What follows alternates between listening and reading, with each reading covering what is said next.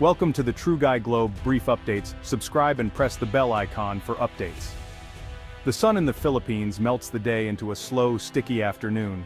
Under the shade of an old mango tree, a boy named Jisoo sat alone. He was Korean, 17, and a world away from home. He watched the other students laugh and walk home together. Jisoo just sat, pulling at a loose thread on his uniform. This was his ritual: sitting, watching, waiting for a day that felt like his own. Back in Seoul, life was a series of quiet corridors and expectations. Here, the pressure was different. The pressure of stillness, of being an outsider. He was the boy under the mango tree, a silent statue in a world that never stopped moving. The air smelled of dust and overripe fruit. Tricycles buzzed past, and Jisoo learned the town through its sounds but remained a silent observer. He was a spectator at a game where he didn't know the rules. He wondered if anyone ever truly saw him sitting there. The days bled into one another, Monday, Tuesday, Wednesday, all under the mango tree. After classes, his mind a jumble of English and Tagalog, he retreated to his spot. His rented room was just 4 walls and a bed, not a home. The tree offered shade without questions, patient as he navigated his loneliness. This was his life now, a quiet boy, a patient tree, and the long, slow arc of the afternoon sun. He waited for something to change but didn't know what. The world moved around him, vibrant and loud, while he remained still. He was a puzzle piece that didn't fit. Yet, every day, he returned to the mango tree. It was the only place that felt honest, the only place that felt real. And so, he waited. Why was he here? Jisoo asked himself this every night. His father had sent him away. For English, for his future. But Jisoo knew it was also for the silence. In Seoul, their apartment echoed with absence and quiet disappointment. His father shipped that silence overseas, sending Jisoo to the Philippines. Life in Korea was a series of straight lines and measured interactions. Conversations were about grades, not feelings. Love was an unspoken duty, not an embrace. Jisoo learned to keep his feelings tucked away. He wasn't unhappy, just empty, a vessel waiting to be filled. He played games, studied, did what was asked, but belonging was foreign. In dramas, families laughed and friends shared secrets. His world was solitude and expectation. So he brought that silence with him to Santa Rosa. He didn't know how to start a conversation or accept kindness. The easy familiarity of Filipinos overwhelmed him. They called everyone ate or kuya, sister or brother, a language of intimacy he'd never learned. He was built for solitude, now dropped into a world handmade from connection. And he didn't know how to begin. Loneliness is its own language, and Jisoo was fluent. At school he sat at the back, hoping to be invisible. But in a small town, invisibility is a luxury. His classmates called him kimchi, a playful jab that stung. They spoke to him in Tagalog, laughing when he didn't understand. It wasn't cruel, just another reminder he was different. He missed Korea, the taste of his grandmother's food, the familiar subway, even the silence. Here, the world was loud. Roosters, neighbors, music everywhere.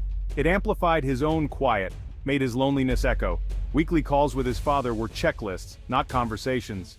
Afterward, he felt adrift, a kite with its string cut. He tried to fit in, chikaron, basketball, but nothing felt right. Every attempt left him more isolated. He longed for a connection, for someone to see past the foreign face. He wanted someone to see the boy, just trying to find his way home. He tried to belong, but the gap felt too wide. He wondered if anyone ever would reach across. Each day, he hoped for a single thread to hold on to. He just wanted to be seen, and to belong. The change began with the smell of garlic. Every afternoon, Jisoo passed a house with a blue gate and wonderful smells.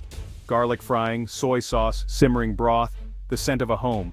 Ailing Rosa, always in the kitchen, noticed the Korean boy. The neighbors pitied him, but Aling Rosa acted. One day she stepped out with a steaming bowl. "Hicho, you look hungry. Here, tinola." Jisoo, startled, accepted the soup. The smell was intoxicating, the smile genuine. He took the bowl, whispering thanks in Korean. Aling Rosa just laughed. "Eat, Hijo." In his room, the soup tasted of ginger and care, like kindness. The next day he returned the bowl, awkwardly trying to thank her. She waved his words away. "Come back this evening, we have adobo." It was a gentle command, not a question. That evening, for the first time, he didn't eat alone. He ate at a noisy, crowded table surrounded by a family that was not his. The change had begun. The warmth of the soup lingered. The invitation was more than a meal. It was a door opening. He hesitated, but the memory of kindness was too strong. He returned again and again. Each meal chipped away at his loneliness. He was no longer invisible, he was being welcomed in.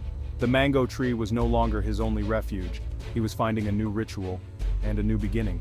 Eating at Aling Rosa's house became Jisu's new ritual. At first he was silent, sitting at the edge of the table. Mang Ben asked about his day in slow English. The children taught him Tagalog, laughing with him, not at him. Slowly the family reeled him in. One rainy day, Paulo handed him an umbrella. "Here, Kuya Jisu." No one had ever called him brother before. He walked home under its protection, feeling a crack in his loneliness. They gave him small chores, sweeping leaves, watching rice. These were acts of inclusion, not burdens. He was no longer a guest, but part of the household's rhythm. He learned to wash dishes with Anna, listening to pop music. The most profound change was the casual affection, pats on the head, hands on his shoulder. At first he was stiff, unused to touch, but little by little he began to lean in. He was a plant, long deprived of sunlight, finally turning toward the warmth. He was learning to belong. In Seoul, silence was a rule. In Santa Rosa, noise was life. The family argued, laughed, and made noise together. Arguments ended in laughter, not cold wars. For Jisu, this was a revelation. Anger didn't break relationships here. Laughter was constant. Mang Ben's jokes, the children's games, Ailing Rosa's soap operas. At first Jisu only smiled, but soon he laughed, a real, loud laugh. The family smiled at the sound. Every night they prayed the rosary together. Jisu wasn't Catholic, but he sat with them, listening to the gentle rhythm of faith. He didn't understand all the words, but he understood the feeling. It was a sound of peace and unity. This noise filled the empty spaces inside him. It was a different kind of quiet, a quiet full of hope. He realized noise could mean belonging. The silence he once knew was gone. In its place was the music of family. He was no longer alone in the noise, he was part of it. And he was home. One Saturday, Jisu woke to the sound of community cleanup. Mang Ben called him outside. Today was Bayanihan. The whole neighborhood swept streets, cleared gutters, trimmed plants. No orders, no payment, just unity. Jisu was handed a broom, awkward at first, but no one treated him like an outsider. An old man showed him how to sweep, women offered water, classmates worked beside him. He was no longer just the Korean boy, he was part of the we. Later, a typhoon hit. The family stayed calm, checked on neighbors, brought in those in danger. The house was crowded, anxious, but full of shared strength.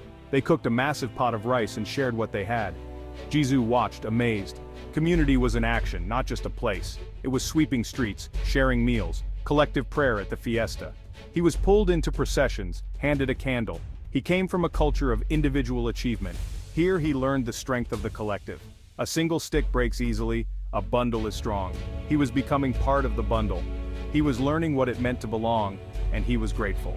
A year passed. Jisu's Tagalog improved. He was Kuya Jisu now. One day a letter arrived. His father was coming to visit.